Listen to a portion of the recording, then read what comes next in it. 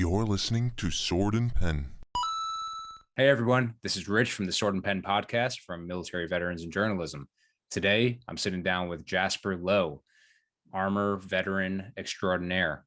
He's going to tell us all about his journey from Army to journalism at the New Yorker, and we're interested to hear his story. So, Jasper, thanks for being here today. Yeah, happy to be here.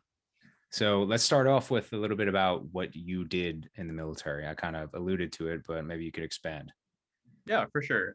So I did ROTC at Boston University, and so I commissioned as second lieutenant in the Armor Corps in the Army, and I was one of the last classes to go to Fort Knox. If anyone is interested in that kind of trivia, and went in as an armor officer. First stationed at Fort Bliss, 1st Armored Division. We were standing up 2nd Brigade, and we were the brigade that got tagged for the network integration evaluations, which was, from what I hear, what a lot of soldiers use now. A lot of the sort of wireless infrastructure that we were trying to build back then, kind of like a secure wireless network, and not using high frequency radios, but using sort of like wideband radios. The Army was testing it out to make sure that it could work, and so I did a lot of that kind of stuff. We were literally just the Verizon guy, like going deep into the desert, like right out by the Trinity site in New Mexico, and seeing if anybody could hear us. So after that, yeah, go ahead. Oh, after that, I went to Korea, and during the 2 bits, I was an XO first, like fresh out of armor school, and then was a platoon leader afterward. And then when I went to Korea, I was worked in operations, and then moved over to be the headquarters executive officer. Yeah, and then so after that, did you transition out? Yeah, so I left from Korea, and it was during this like wild time where I just submitted a memo. I remember I had a 7-year contract, and at the 4-year mark, like around like 3.5-year mark, I was told by my good friend Nate Bethea, who runs the podcast Hell of a Way to Die, and he was like, you should submit a memo. Like, they just are letting people out if you submit a memo. And I was like, that's ridiculous. That's not a thing. That's not real. But I did it, and then they were like, yeah, go for it. Set the date that you want to leave. And I was like, all right, that's insane. I'll do that. And you just hop on the plane in Incheon, and then like I just like showed up at JFK with like an A bag and was home, and that was it. And I just like went home. Wow. Wild. It sounds like somebody's story from like Vietnam, like right, era. Like yeah. You know, I know. There I was. I got out and said, "See you later." Yeah, it was crazy. Yeah. Well, so what year was that? I left in 2014, and I started active duty 2010. Okay, got it. So when you were at Bliss, were you in that training brigade, the one that goes out and field tests everything, or was that just an additional thing? No, that was it. I mean, okay. I guess like you must have heard about it. I mean, yeah. About it. It was a nightmare. I mean, just to be clear, everyone who was there will like say that it was a nightmare, and it was really, really challenging personnel wise. I mean, everybody, including me, was there to, we joined in. I signed up in 2006, and we were ready to, do the surge, do that, give our, pound of flesh and just do what needed to be done to get us somewhere. And, when we got to Fort Bliss, there was a lot of like existential malaise, and, a lot of people who had things that were unsettled that continued to be unsettled because of a lack of like a real, truly meaningful mission. And like, I felt the same way. Yeah, well, I think it's a good tie back to, kind of what we're getting into here in terms of what you do in journalism and what you ended up, getting into after. But I think, everybody gets jobs that they don't care for within their career field. And like the Army and military at large is, a perfect example of that. Like, but I think that's something that maybe a lot of people on the outside don't necessarily know. I mean, they think, oh, you're a soldier, so you do, whatever I envision in my head as soldier stuff. But actually, I mean, you could probably church up the language of what you did to sound like, extremely fancy and like very impactful to the mission at large, which I think it was at the root of it. I mean, you were testing equipment that was going to go to guys who were at different units that were operationalizing that stuff. So, it was pretty important, but that's, how do you keep, you were a leader, you were an officer. How do you keep your soldiers motivated when you're, like you said, they joined just like you did to be a part of the surge or to go to the war effort. And now they're field testing equipment that they don't necessarily care about. How do you keep that employee or soldier motivated? So, I think there's a lot to be said for a job like that.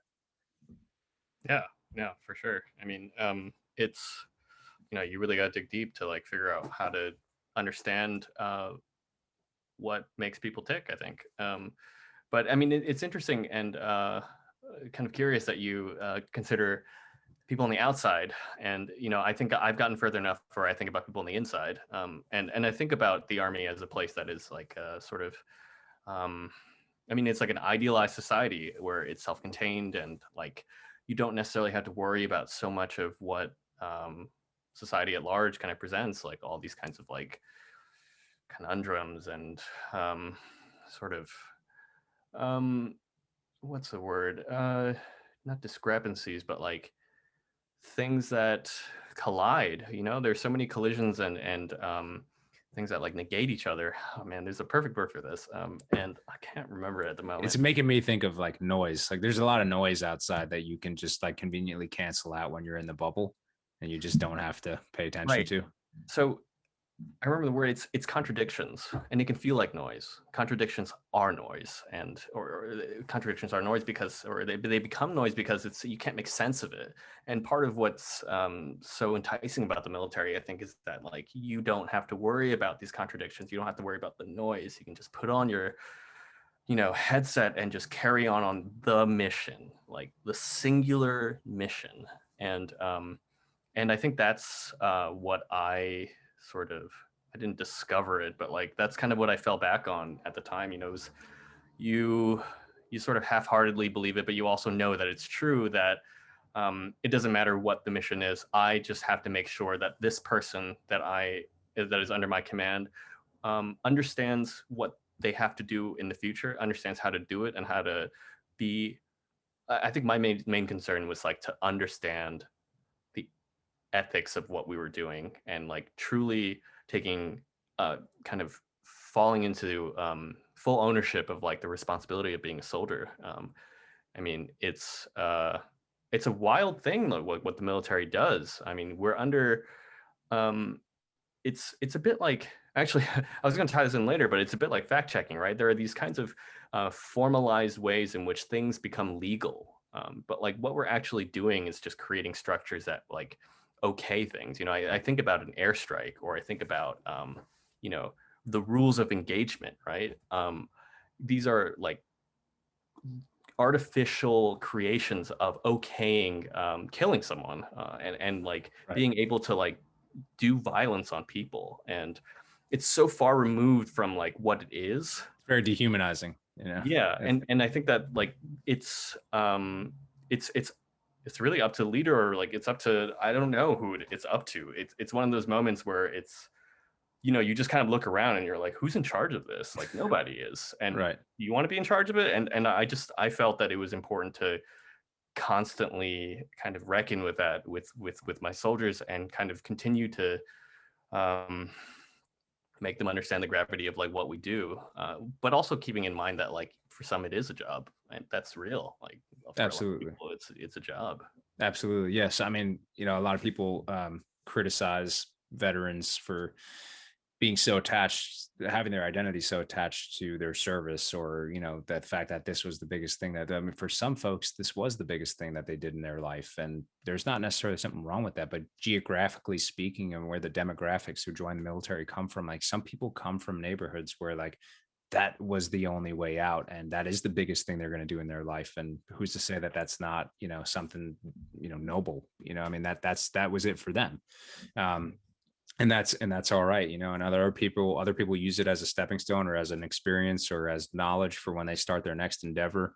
But yeah, I mean, there's just so many levels to it, and I think it actually, like the experience that you're describing is part of what I mean, you probably didn't realize at the time, but what influenced you to end up like going the direction that you went afterwards. And I'd like to talk about that because I don't know exactly what happened. Obviously, you didn't leave the Army one day and go to the New Yorker the next. So, like, I mean, what made you sort of go down that trajectory post transition?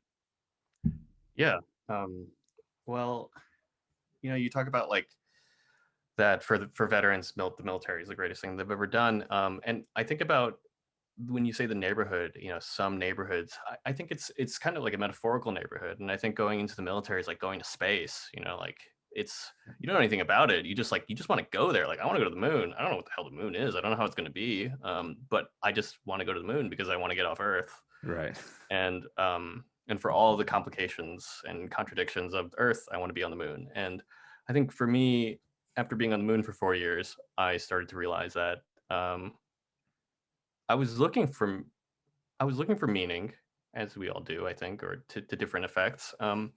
And I thought that the military was meaning, but it was just going to the moon. Like when there were all these kinds of, I think once I started to find the contradictions within the military that didn't add up to whatever values and really just like the personal toll it was taking on me. I'm just not a violent person, I think.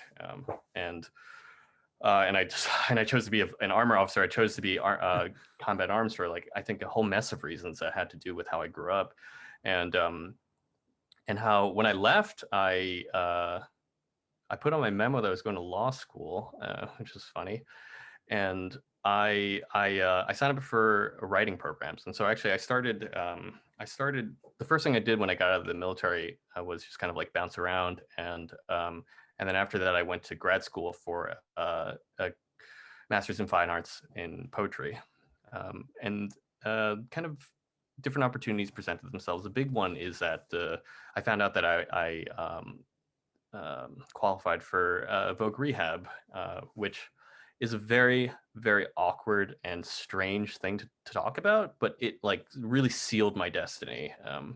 Because I mean, it's like a crazy money and class thing. Like Right. all of a sudden I found out that they would pay for private tuition. And then after that, I was like, I'm going to find all the lobster claw in this buffet. And so I was just applying for the most expensive thing that I could find, because that's the only thing that I could think of, because as much as poetry became like a true kind of channel into understanding myself and the world, I had no idea how to translate that into anything else except for like stuff that I liked on the page. And the immigrant side of me was like, I need to find a job and a future.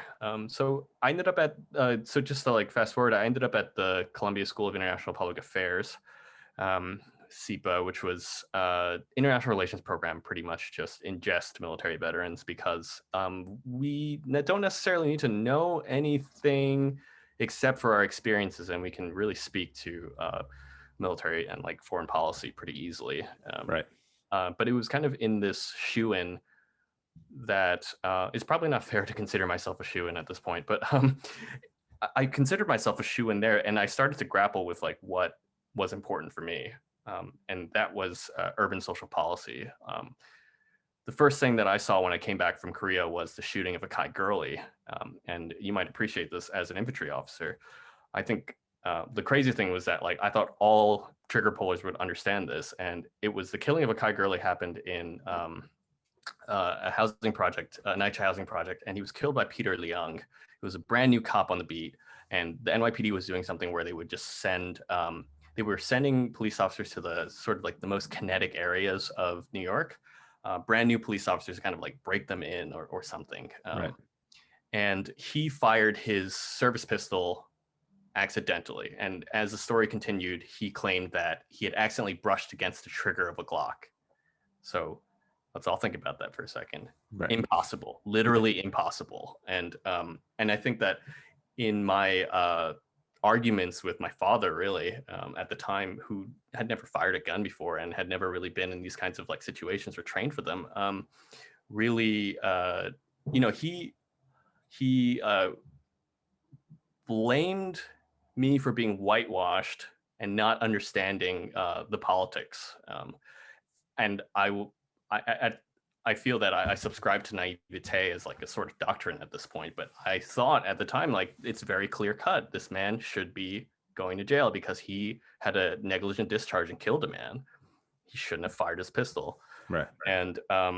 And so I was into my poetry program, going to a school of kind of international policy and trying to figure out like how all of these very complicated, very strange things related. And I found out that I could go to a journalism school, and I just applied, thinking that maybe if nobody will listen to me, maybe I'll just write about it and report on these kinds of things. And that's how I complicated a very long story. Sorry. Yeah, no, it's what we want. I mean, that's it highlights the fact that it's a non-linear path for most people, you know. No, not at all. It's opportunity, and you just, and when I say opportunity, I don't mean like, someone shakes your hand and then like, things happen. I mean, it's these economic opportunities happen. Like you find like $20 here, you find a fellowship, you find, that's right. What the VA is offering, a fellowship, and education is a way. That's the path that I went. Absolutely. Yeah. I mean, look, we at MBJ, we do it. I mean, we have the fellowships that we offer. We also have like the pointer courses that we just put out, I mean, like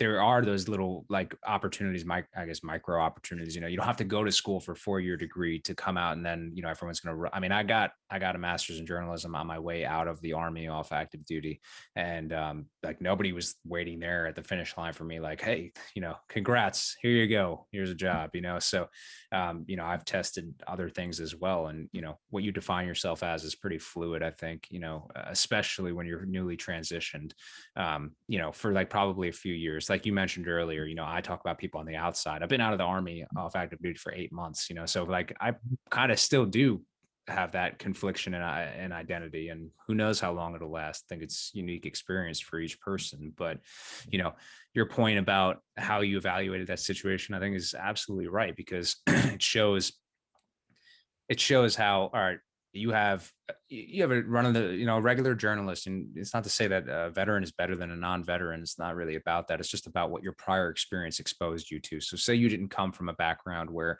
you would have thought to yourself, negligent discharge equals immediate disciplinary action. I mean, in the Army, it's like negligent or accidental discharges. I mean, those are serious events, and those are dealt with immediately, and those people are punished, and it doesn't matter what rank they are. And unfortunately, people die from those things sometimes when they truly are accidental, but negligent in nature. So when we look at things like that, I mean, we immediately evaluate it in that manner. Like, okay, where was the issue? Why was it there? Was the training not in place? As opposed to maybe somebody who has a conflict or a different point of view, but has never felt their heartbeat, go through their throat in a stressful situation, combat or training, So it's definitely an interesting point that I just wanted to touch on once more to kind of close the loop on and say, that's something that I think veterans who have been in those situations, have been the man in the arena, can come out and talk about from a point of knowledge. Yeah, and I think you said something really interesting there, which is, you started with this kind of like procedural training thing, right? Like you got to do this because this just happened, right? But then there's something else that is like a sort of philosophical, and something that comes from, I mean, for a simple word, we'll call it wisdom, which is, the implications of firing, the implications of a negligent discharge. Like when you train people to be careful with their weapons, you don't just emphasize the punishment, you don't just emphasize the procedural things, you had to like impart on them like what this can mean, what it's like to just accidentally kill someone, right. Someone that you like, it could be yourself, it could be like a friend of yours, or someone who you didn't intend to kill, and reckoning with even the words killing. That's something that I think that what is unique about veterans is that, like, hopefully there was a path that you went through where you reckoned with like a number of traumas and you prepared for them. And I think that's something that is incredibly unique and highly potent and dangerous for our population at the same time. And it's knowing these kinds of traumas to walk into a situation where someone may not have just like felt the end of the earth in that kind of way. And I think veterans have a way of being able to have gone to the end of the earth and come back and like speak about it the trick is when you're talking about like being active and like aggressive and like forging your own path. I think that like it's a real thing to be in. I think that like when you're in it, you're looking at everything as the outside.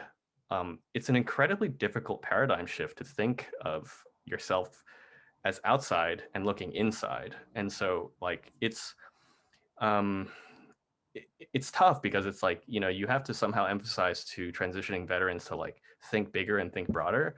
But I think this, for me, this was my entryway. It wasn't just like it was a sort of a philosophical thing of like thinking about this killing, this negligent discharge, that sort of opened myself into the racial politics of New York City, understanding what it's like to be Chinese American in New York, understanding kind of like really just decolonizing this identity of, I think it was incredibly liberating to be an Army officer for me, because like I had something to be proud of for the first time. I could actually have dignity. And I think a lot of people move into the military because they want to have dignity for the first time. And I think growing up, when you grew up as a Chinese kid in New York, you grew up as a Chinese kid and you go to college as a Chinese American, like in the time that I grew up, I went to college 06 to 10, um,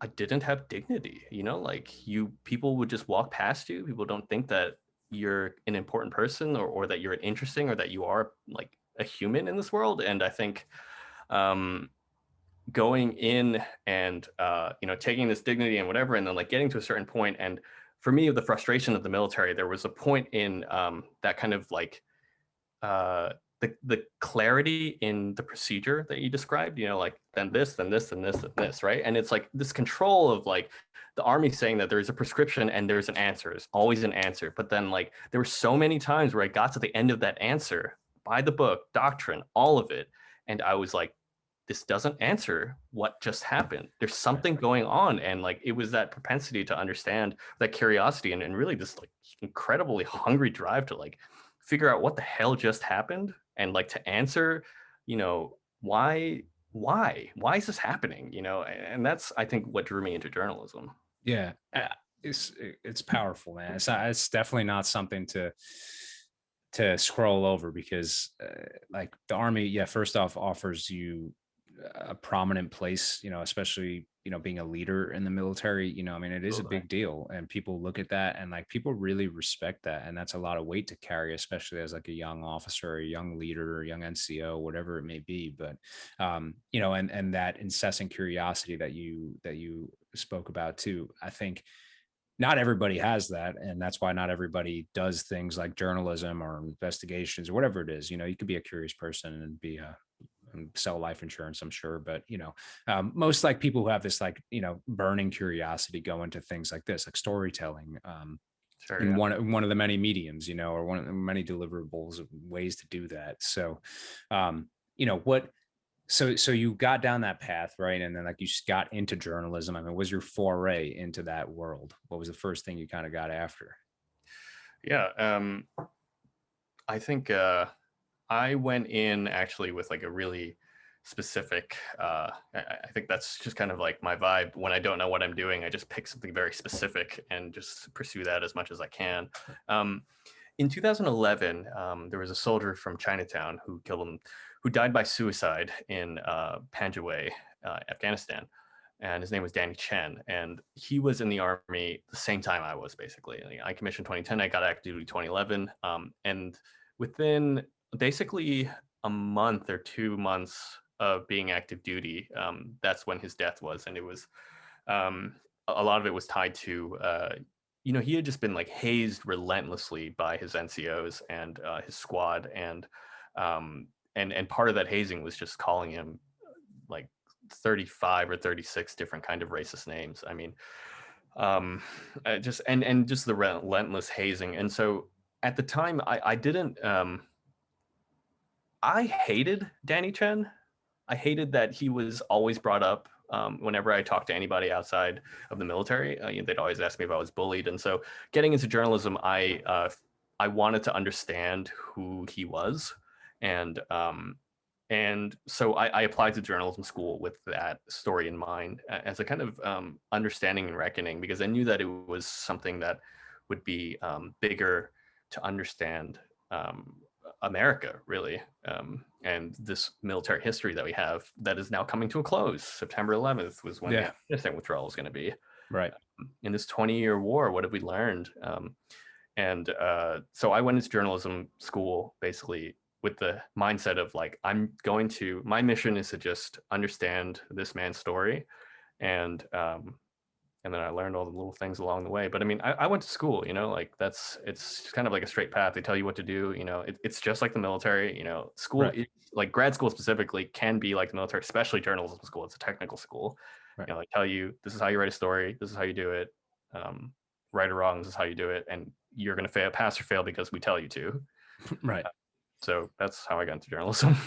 So were you, it's wild, man. And, obviously like we come from different backgrounds, but I mean, I could imagine that like having to confront, I mean, I've had to confront questions such as, like, oh, you were in the infantry and you deployed to Afghanistan multiple times. So like, oh, have you ever killed anybody? Or like, how does this feel? Or do you have PTSD? Like I'm, patting me on the back, like I'm, the homeless guy on the corner and I need some change in my cup, and it's like, we don't want to be viewed as victims. It's like, we, like you mentioned earlier, took this path to become empowered and more confident in our abilities, contributing to society and maybe answering some questions internally to ourselves. So I think that's a big takeaway. And it's like, if anybody listens who is not a veteran, it's okay to ask questions. I mean, like, but there's a way of asking them too, I mean, you don't like equate one person to another because they look the same or because, you think that their experiences were the same. Maybe just a little bit of digging, about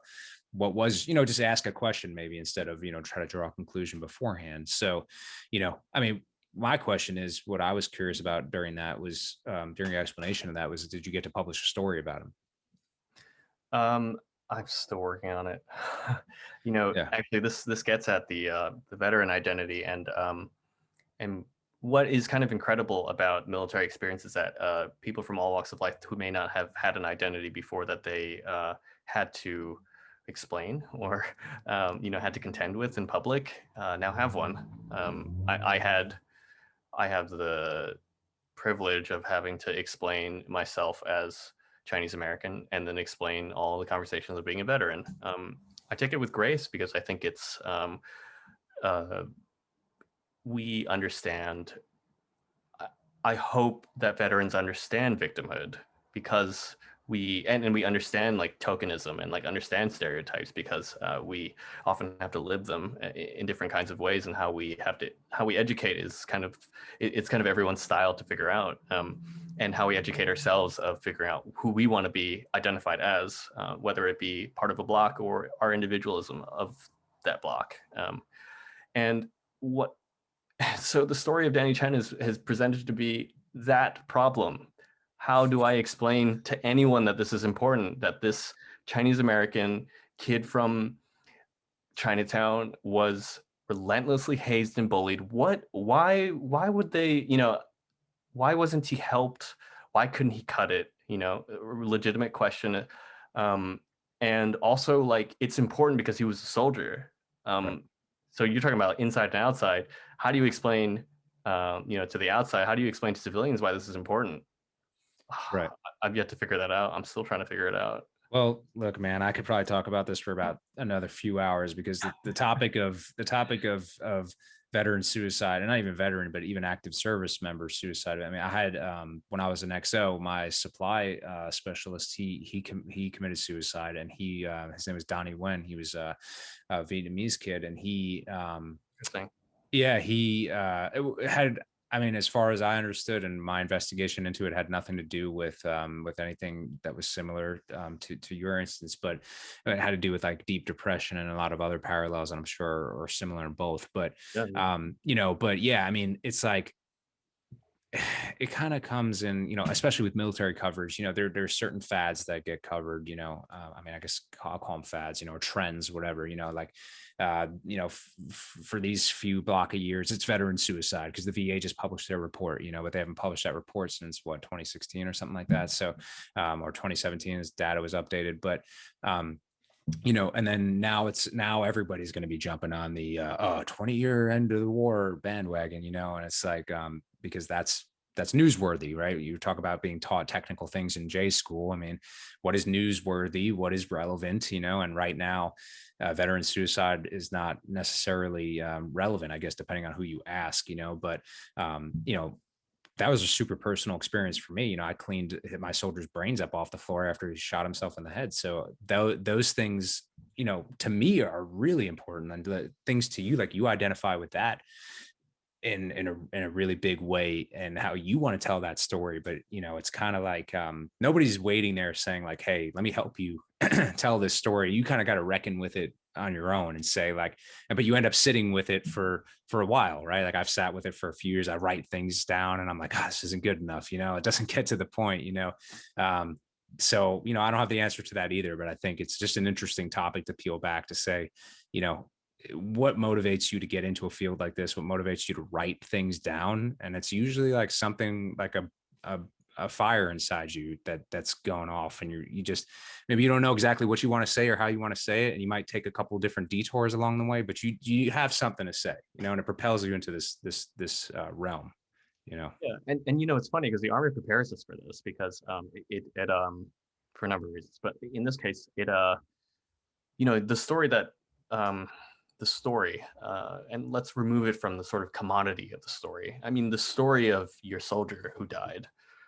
It's something that is kind of what I was talking about. Is like, we're one of the few people who go to the end of the world and back, and I think that in what journalism reckons with is that journalism is a lot of privileged people who are the majority, not necessarily the majority, but the kind of known parts of society that I think a lot of times when we were in the military, we think about like America was at the mall. We were thinking about this population of people, and a lot of them are journalists, and a lot of them are in every professional and white collar position in America, and they've never, not everyone, but like it's that group of college kids that you left to go that way, to go to the end of the world. And I think this is the population that reports on I don't want to say the fringes of society because it's more common than the bulk of society, but like how can they understand all the reporting that we understand of like the fractures of America and the fractures of the world when they've never experienced it up close and personal and like reckoned with like how that could happen. Right. And I think what's kind of beautiful about the military is that we get to know each other in a way that people really would never do in America, because it's split across racial demographics, social economic demographics. I've gotten to know people who would have never gotten to know me, and they would have, and kind of vice versa. And the investigative mindset, the Army teaches you to be investigative. And what's funny is the Army teaches you how to be investigative of systems. And, just like you said, you were able to kind of like quickly break out the sort of Army forensics of like, what were those things of your soldier. And I imagine that for you, you were frustrated that like you followed all these kinds of lines and you still don't know why, because Right. the great mysteries of the world. But we're taught in the military of like, why did this friendly fire incident happen? How could this, negligent discharge happen? Why did so-and-so, drive off the road, and then you investigate, like this person didn't enough sleep, this person was put on an extra guard shift. And so we understand systems in a way that to affect change within our platoons, to like control our situations. And it's the same mindset that I walked out of here with, to look at things. And I think it's something that's very unique because we were trained to look at systems, to understand that like, it's not just an individual action, like this bank robbery or like this something, it's not just that. And journalism is all about understanding like a larger idea. And we are specifically trained to do that. Right. Yeah. And it's, even, you may get into the nuances here a bit of different job types in the military, but look at officers in the Army, where I could speak from, and I know you can as well. I mean, you have something called an IO, an investigating officer.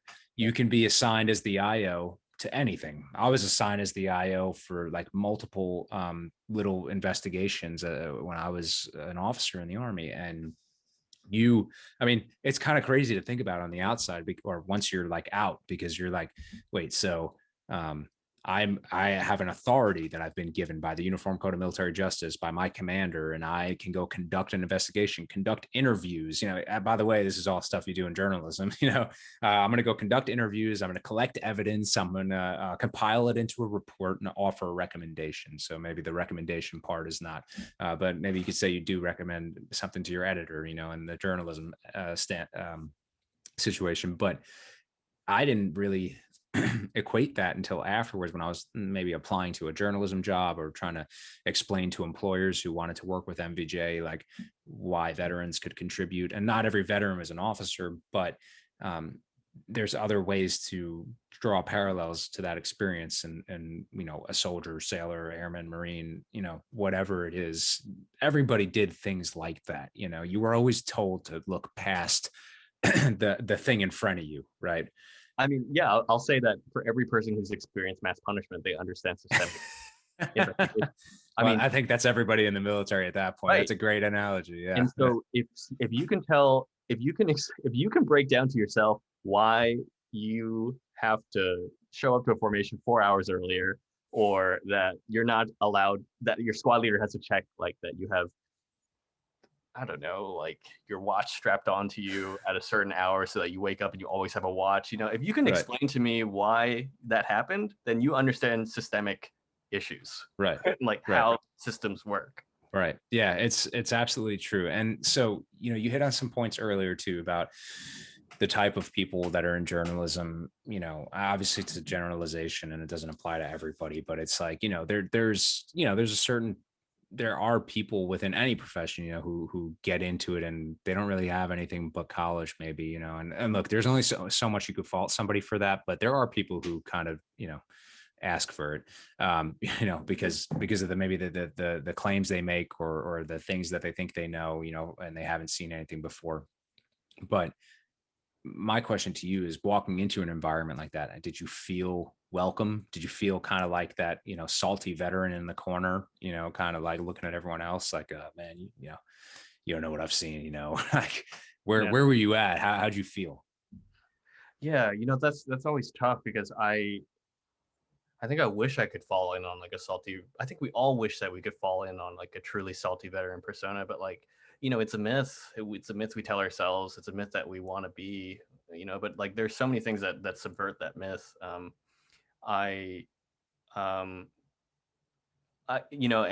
it, how do I describe this? Like, it's alienating. I mean, it's always alienating, like when you have, I think it's alienating for anyone who has like experience. I'm going to keep introducing this word trauma. I used to say, when you've gone to the end of the world and like lived there for that as long, you go back to sort of civil society, and it's difficult to speak and tie your experiences into something that isn't going to make the whole room quiet. Like talking about wiping brains off the floor isn't something that is like conducive to a conversation for most people. Right. But for people who have experienced like lots of trauma, they're able to continue that conversation. And so it's something to be mindful of, because like we can always feel alienated because we have experienced, I don't care if you're a sailor on a naval carrier, I mean, I think that the easiest kind of like sort of not bombastic violence to understand is like being like a submariner, right? Just like being underwater, and it's like this kind of silence. I think the kind of like humming and the knocks and sounds, like these are some things that I imagine probably terrify you. Right. I was never claustrophobic, but I kind of am now, and it has to do with like a sort of silly thing, but I guess when I say it out loud, it sounds insane.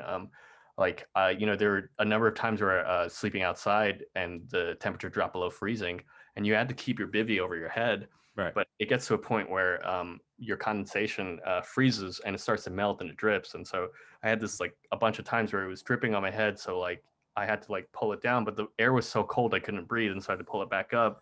Right. And after that, I became claustrophobic, and I'm claustrophobic now. Yeah. These little traumas, like I think when you talk about the sort of like you feel like a salty old veteran and all these things, like it's real, because like it's hard to deal with all these things that were not combat, but like scared the fuck out of you. Right.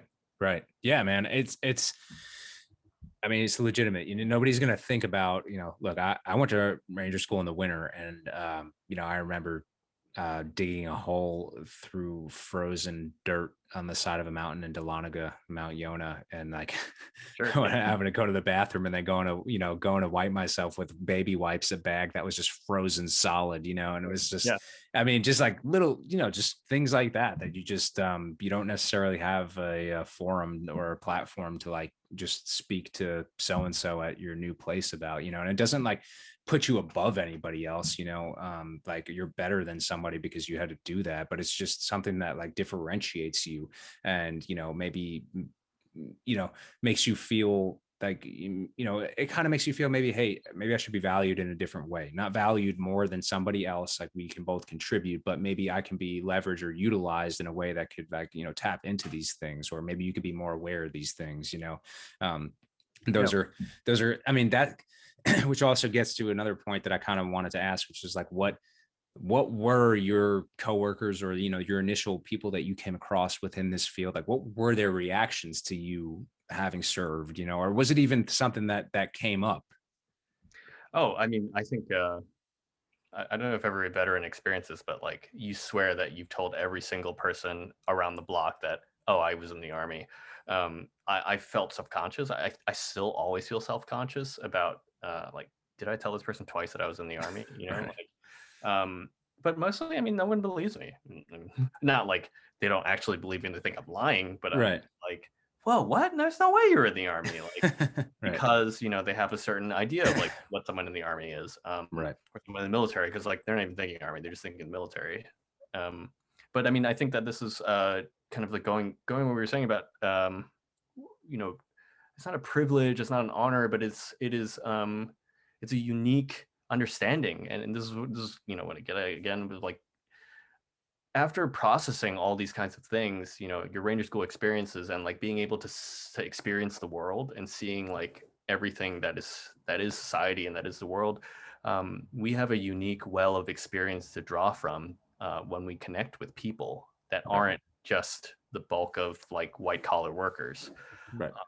The people that we report on, the stories that we tell in America are people who have experienced wrongdoing, have experienced bad things, and we are a kind of funny population because we are people who volunteer to experience bad things, and sometimes self-contained environments, and sometimes training, and sometimes it was forced upon us by our consent, and we have a unique way of understanding other people because we understand pain, and that's something that not everybody has.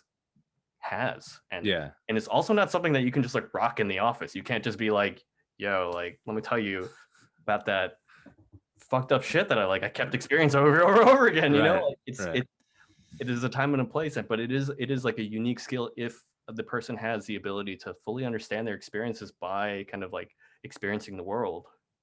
Absolutely. And I think it's something like, I know you can relate to this, and I know different people who serve, or, not everybody was an officer in the Army, but just for ease of the conversation here, I mean, you had soldiers that you were in charge of, and you also had like fellow officers you worked with. Like when you went to the platoon office next door to talk to so-and-so, I mean, you were going to speak differently to them than when you went to like one of your privates who was having like, marital issues, a car loan with 18% interest or something like that, like, or some other host of awful problems. I mean, I remember having to buy one of my soldiers diapers when his kid was born because, he didn't have the money. This kid was a soldier in the Army, but just having to like interface. I had another soldier who he had never seen a white person before he joined the Army.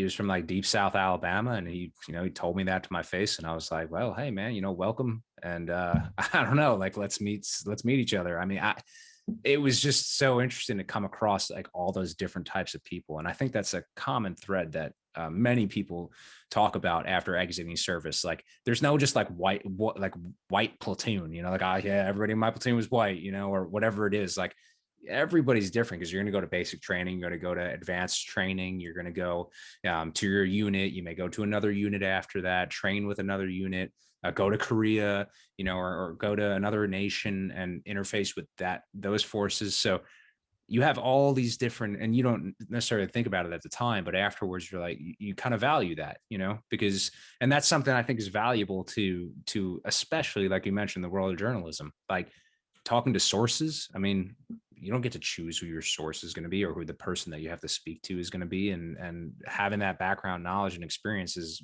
can make the difference in that person opening up to you, or saying, see you later. So, navigating those personalities, I think, like you mentioned, is something veterans certainly have a leg up on, for sure. So yeah, I mean, what about other veterans though? Like, were there other veterans there? Was it I suppose, yeah. I mean, let's focus on the New Yorker. All right. I mean, did you run into any other veterans there? Yeah, actually, there is another veteran who's a fact checker, and he is a Navy veteran. He used to work on aircraft carriers, actually, during the 90s. Nice. So you guys are like kind of getting like the veterans to get into the fact checker like circle there, and like kind of take over. He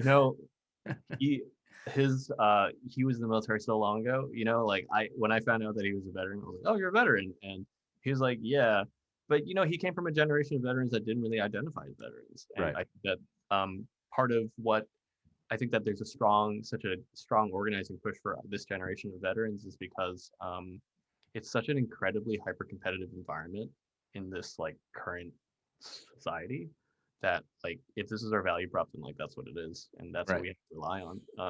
And I think that maybe during the time that he was in, he wasn't like that. He didn't have to rely on like veteranism as an identity, as like a leg up. I think people struggle with that. I mean, myself included, because like something you learn in the military is humility, big time. I think, I certainly did. You humble yourself, and you realize like, cause you're constantly looking around you, and you're like, whoa, that person is like way faster than me, or like that person is like that's a solid leader, and you're always like comparing yourself, and you're like, man, like, I know I'm capable, but wow, there's like some real talent out there, and you kind of like humble yourself a little bit. And I think when you get on the outside, there are a lot of people, or a lot of vets, who they're too humble, to a point where it hurts them. And it's like, hey, look, like you said, if veteranism is the vibe right now, and you need a job, then like you should hop on the train, man.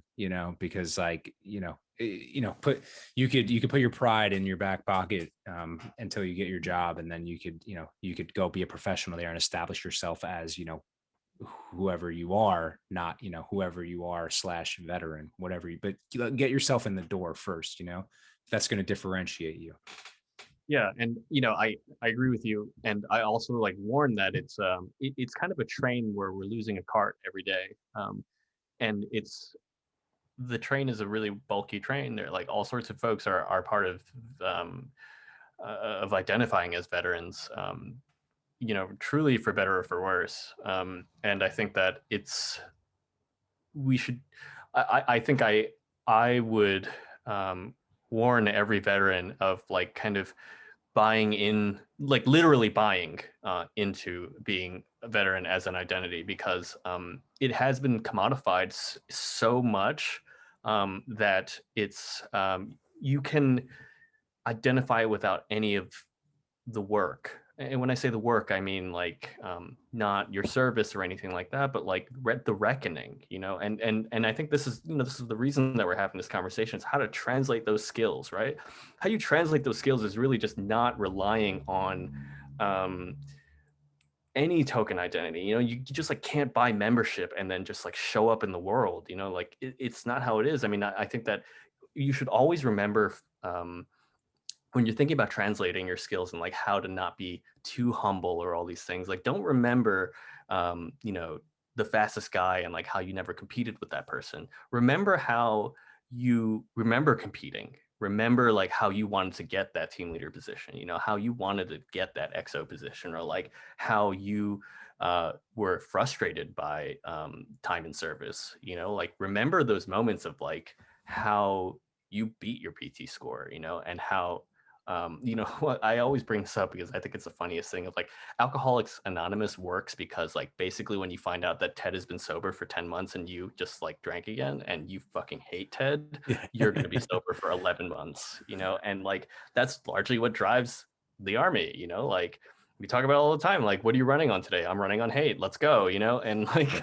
and it's easy to it's easy and totally understandable to fall into this humility because it's like, I mean, it's like a big warm like opium blanket, you know, like you can feel comfortable while also like shaking your own hand and shaking this other guy's hand, and you're all shaking each other's hands and you're not going anywhere. And it's a trick. I mean, like, and I think that there are a lot of people in the past 20 years who have commodified um, being a veteran, and when they do that, they hurt everyone who's not commodifying it. And that's what I mean by this train is constantly shortening, because for every person who has just like their hot take and make their lives about being a veteran, and it, this is possibly controversial, but I mean it in the most earnest way, because not all of us are going to be movie stars. And the problem with only celebrating movie stars is that we think we're all supposed to be actors, and we're not. We're not all supposed to be actors, and we shouldn't all want to be actors. And it can be confusing for someone who's trying to figure out what they're supposed to be when they're being sold on something. Well, I controversial or not, I actually talk about it frequently, like on my own. And yeah, I think it's become the way that being a veteran has been commodified is, you know, it's crazy. You know, you got veteran talent recruiter companies, and you got all these people who, you know, what the way I say it is like they wrap themselves in a flag, and they're like, you know, they're like, oh God bless America, God bless the troops, you know, like, hey, now it'll be $29.95, you know. It's like, I mean, look, if you want to like sell like 9-line apparel, like I got nothing bad to say about those guys, like, you know, good for them, you know.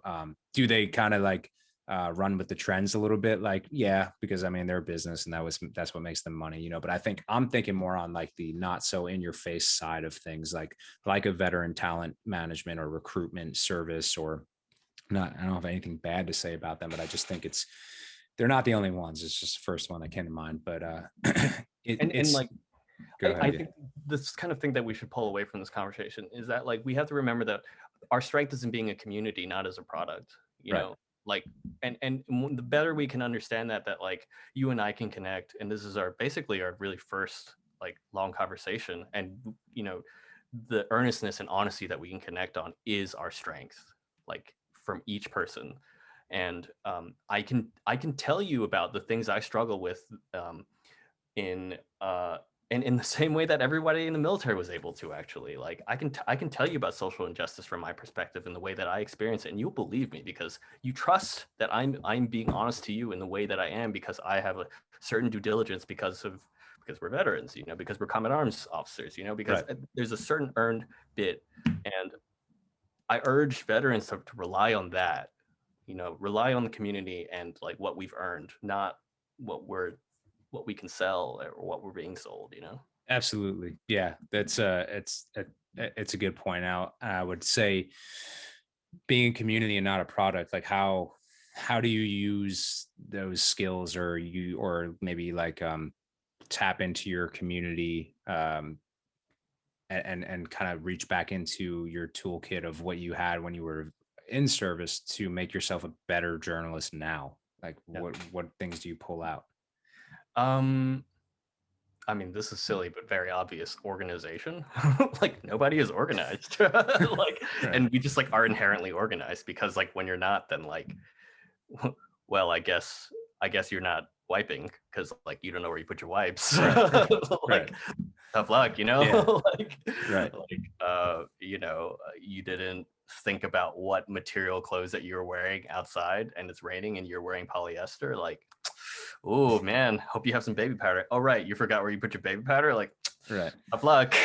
Yeah, you learn quickly Yeah. to be organized. You learn quickly to be organized, and it's a huge strength of like even the orders process, like being told orders and giving orders and like understanding a complex operation. I am prone to someone to be I'm prone to dream and like talk wildly in all sorts of directions, but I think really my training has given me a type of organization that like is not normal. I mean, Right.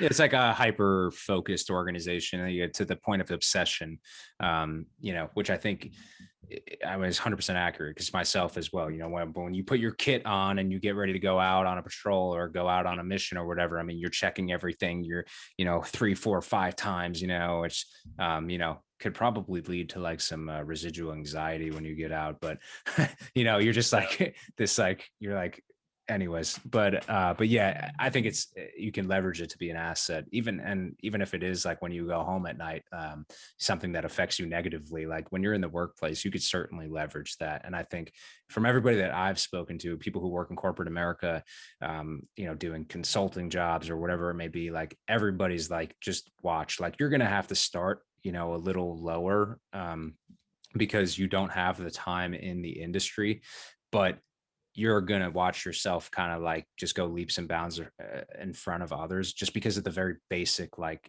soft skills, intangible things that you have, which is like you show up on time in the right uniform, ready to train, and you're organized. And it's like, wow, like this person did what I asked them to do, it's a commodity. And let me tell you of a more like just for anyone who might tune into this later on, like something specific in the New York, and I'd like to invite you into like my kind of office, which is this is where I work, right? And so what at the end of a sort of like 7,500 word piece, which might be a feature in the magazine, I just closed one a couple days ago, 2 days ago. And the closing meeting was supposed to be, and everyone in the military will appreciate this. Closing meeting was supposed to be at 5 o'clock, and so I hurried up, and guess what I did afterwards? I waited. and and the hurrying was like no joke. It was work. It was constant, like full effort, 100% work. And all to meet the deadline. I meet the deadline. And you wait, and then like there's something that like the military has absolutely prepared me for. I know it's going to get heavy later. So like, what am I going to do right now? Well, might rest a little bit. I might do this, but I'm going to get ahead. I'm going to do this. 6 o'clock rolls around, kind of the radio gets hot again, like emails starts popping up. And so get another version, go through it again. And for fact checking, I have to read this piece, a 7,500 word piece, again and again and again, like line by line, and double check for things that may or may not show up that I hadn't noticed or like is new. And this, for all of our military folks, we can appreciate attention to detail, relentless attention to detail. Another huge one. And I think that this applies for anyone in video editing, anyone in editing. And I think anyone who goes into journalism probably will have some kind of editing job. And what that means is like, you're tired and people are starting to not be super chipper, and like it's your choice about like what your attitude is going to be as you do it, but right. The work needs to be done. This continues, and my colleagues, the editors at the New Yorker and the writers, they're of like a certain caliber in terms of like effort and energy. And this goes on and goes on, and finally we get to about 8:45. We have our closing meeting, and same thing. We're communicating what's got to be done, and I think back to how I'm specially prepared for this kind of moment, because we can all appreciate that like really late, got an early morning mission, and guess what, like we spent all day prepping, and you swore that it was supposed to be a chill day, and Right. you just nonstop, like 100% stop, go. And at the end of all of it, when you're super tired, is actually when the work starts. Right. And I think having yeah. the stamina for that is something that is inherently journalism. And I think journalism is really the closest thing to the military that there is.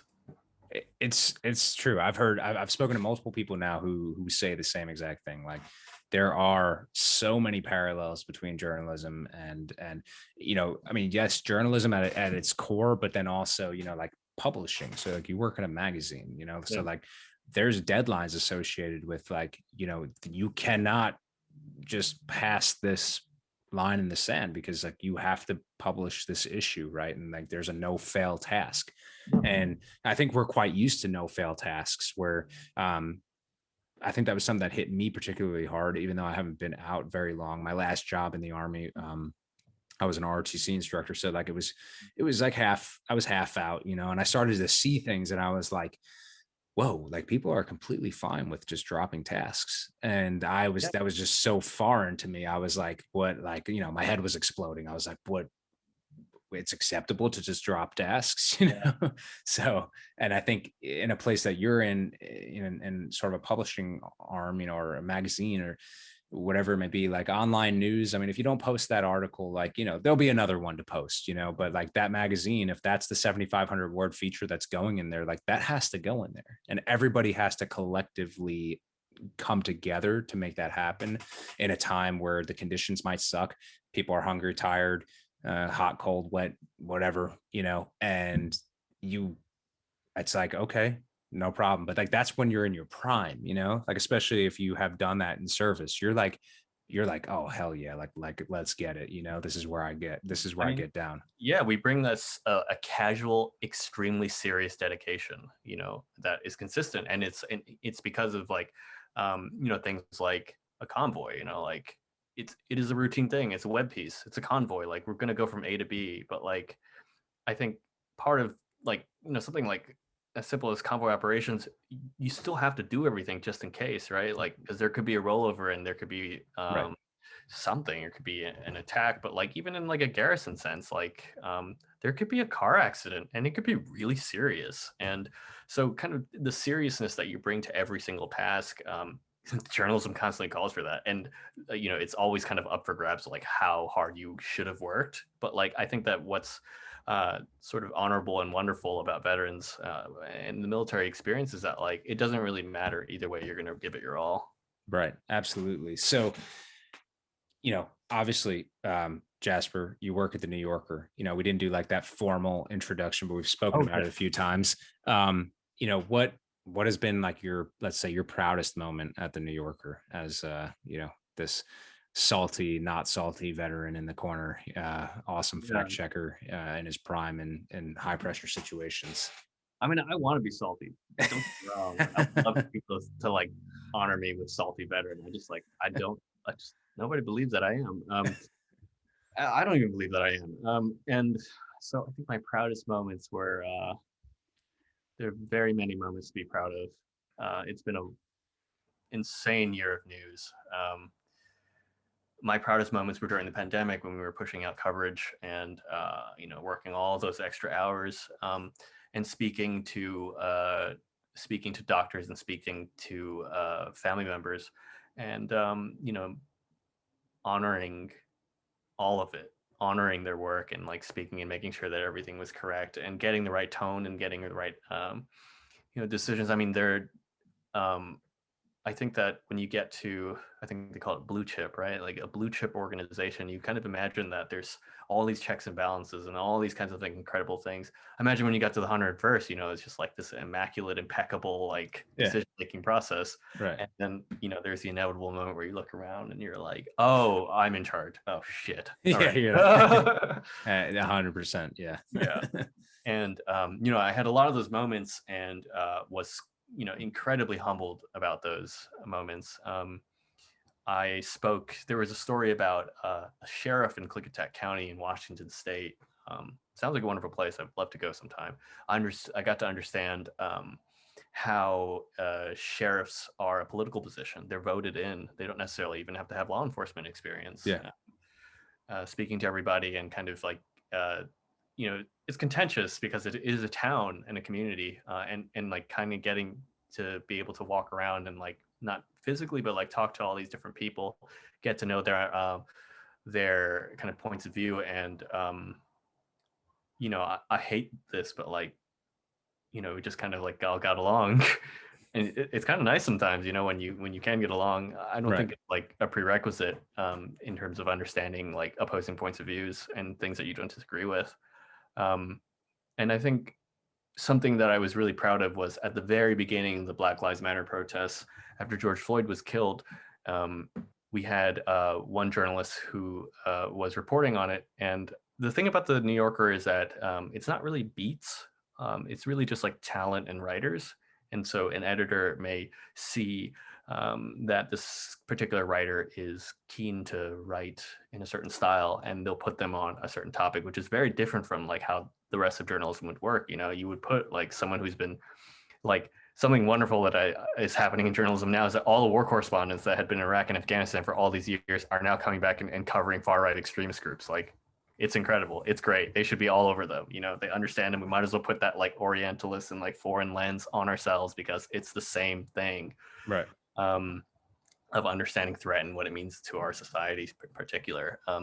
And I think speaking to the protesters in those early days, when we were just trying to figure out how we could do our best to like do better and like be better and like save our nation and save our people around us and those that are our brothers and sisters, I was so proud to talk to one protester who was showcased in it, and really hearing her out and being able to get around all of the how do I put this? The sort of safe positions that the magazine was kind of going with. And it's not to say that we haven't tried to push the boundaries and things, but there are tendencies that people want to stick with. And I was proud to listen to her and do my best and to understand and like put forward and whittle away at like what truth might be.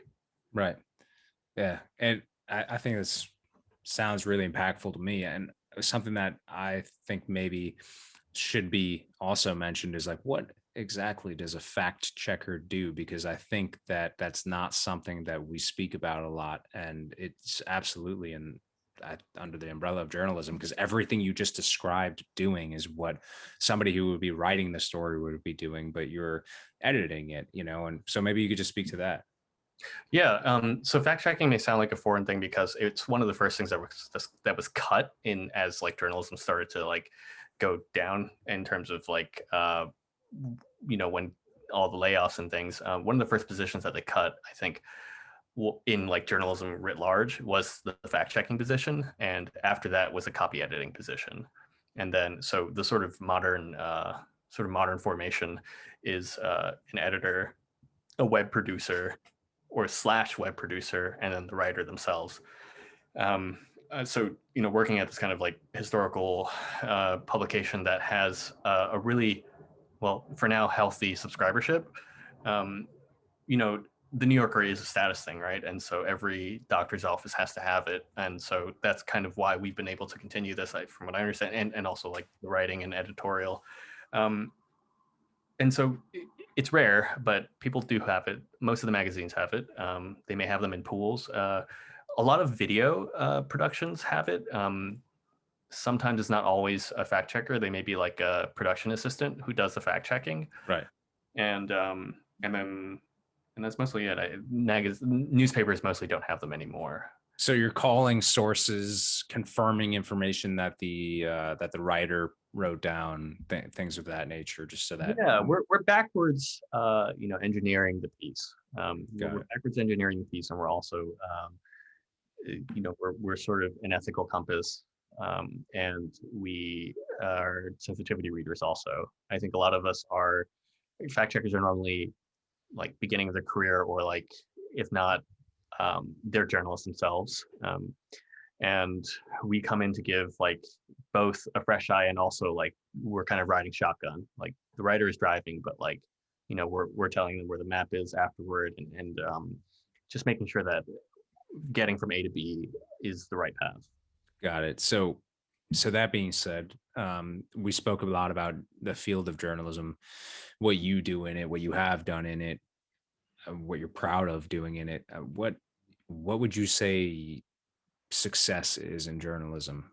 Is it the amount of clicks that a New Yorker web article gets? Is it the amount of issues sold? Is it, what do you consider to be success in that field? Oof, that's a tough one. It is, and it could be from your perspective too. It doesn't necessarily need to be from publications perspective. As an individual. I think it's a historical record. That's always what it is for me. It's everything something gets published, it's now part of the historical record. Something that I was a runner for the Daily News, which is essentially a stringer, and it was really tough talking to people who had just lost someone, and that's what we did as a tabloid. You can call it craven, but and I felt like it was craven a lot of times. Like someone got, I remember this one man he was sucker punched, and he hit his head on the concrete and died. And I had to go. My assignment was to go find the family. I knew that his brother lived there, and something that I started to embody was that this is the first version of history, and we're doing this family and this victim a service.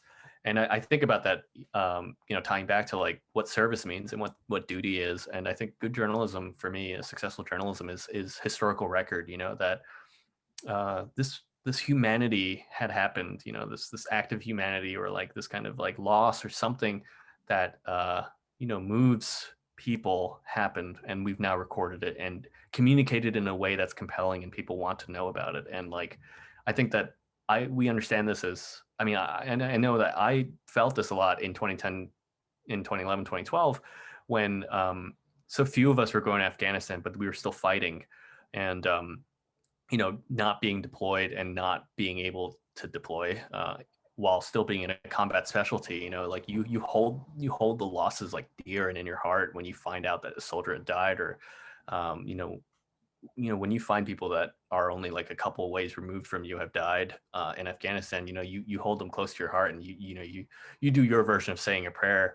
And I think that good journalism is exactly that. How do you say a prayer to something and communicate in a way that is just as personal that you had experienced it, and someone else can experience it in that same way? And I think that's successful journalism.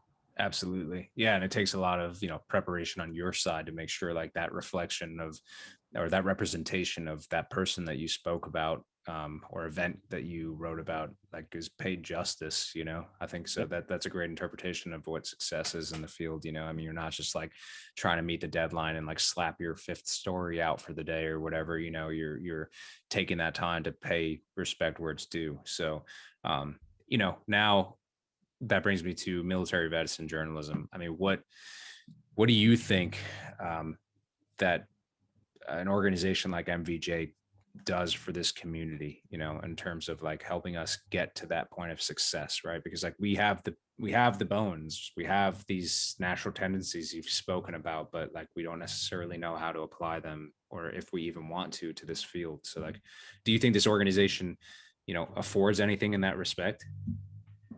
Yeah, it's it's that scene in Band of Brothers when they're getting ready for their third or fourth jump, and it's into Holland, right? And the Normandy guys are just was it Buck? I think he's smoking a cigar, and he goes through, and new guy is getting nervous, and he just strips down all the random stuff, and he just sets up all his gear, and he's hey man, it's all good. It's going to be bad, but it's all good. You're ready to go, Right. And I think that that's something that it really resonates with me, because when you're in the military, you don't have to be questioned about helping somebody. You just getting them so that the unit can go. You're optimizing everybody. And I think military veterans journalism, what we do is that we're optimizing effort, is the kind of the sort of bleak way of putting it.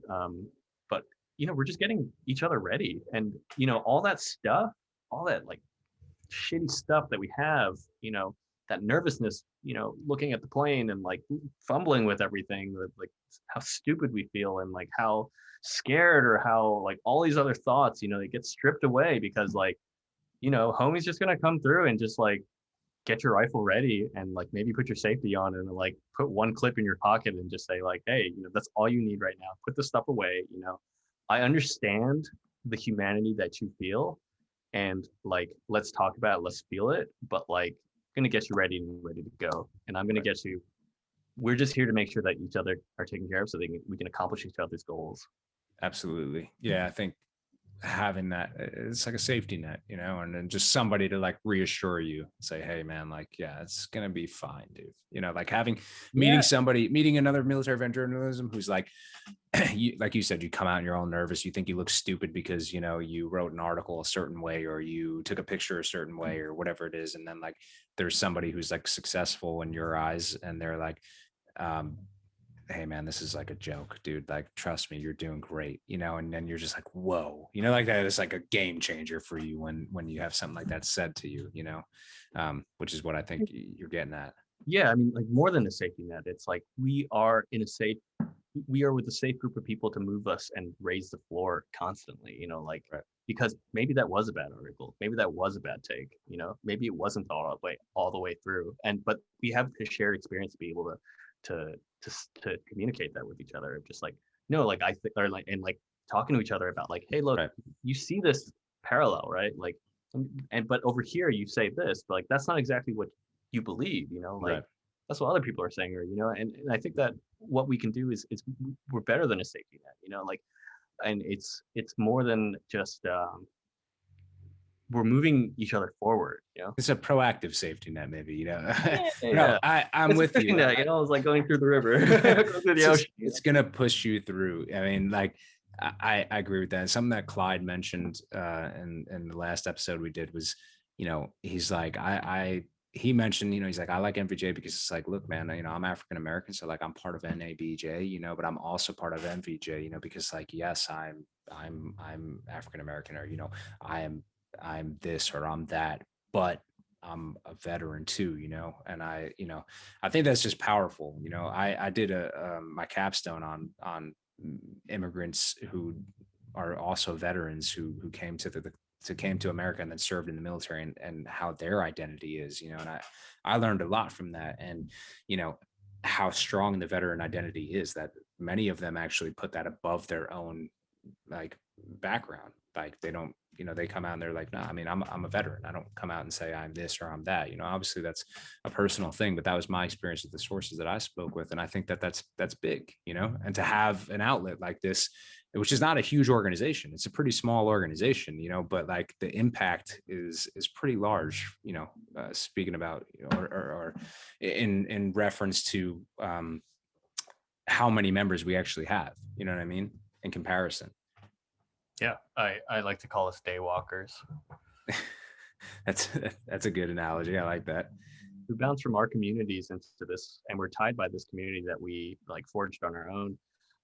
But we exist in other communities, and it is an incredible power that we have because we're the bridge. Absolutely. So, what parting thoughts of ultimate wisdom do you have to afford to that veteran who's like, man, Jasper, that's me. It's going to be me in a few years. What would you have to say to them? Man, God, I hope you can get here faster than a couple of years. I think it's hard to reach out to the right person to help you. And it can be discouraging when you meet the wrong person. It's hard. It's all hard. All of this is so incredibly hard. But at the same time, we have the depth and ability to do it. I think that success from the military, like true success, came from like digging deep, and it's not everybody's jam, but like that's kind of, I guess that's my brand, like really being honest and getting to like the true kind of understanding within yourself. I think that don't knock that, spend time understanding what you believe in, and it will guide you into what you need to do. And technical skills come, like, you know that you can figure it out. And I don't fall into the trap of like figuring out technical skills, you know, like you can figure those things out. You can figure that out when you need to.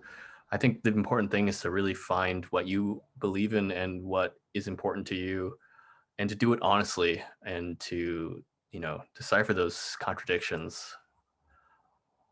Yeah. I like it. You know, it's absolutely true. Well, Jasper, thank you for being my guest today and speaking with me. Hope that everybody was able to get something out of this. And yeah, thanks a lot.